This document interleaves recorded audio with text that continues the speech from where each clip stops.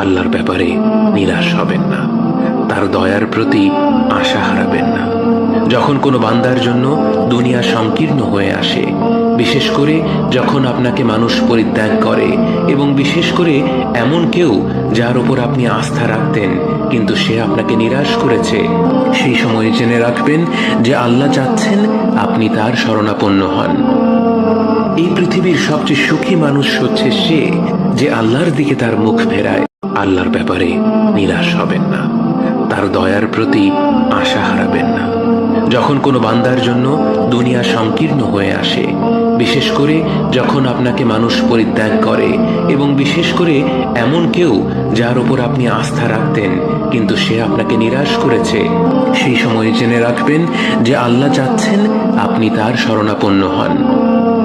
এই পৃথিবীর সবচেয়ে সুখী মানুষ হচ্ছে সে যে আল্লাহর দিকে তার মুখ ফেরায়। আল্লাহর ব্যাপারে নিরাশ হবেন না, তার দয়ার প্রতি আশা হারাবেন না।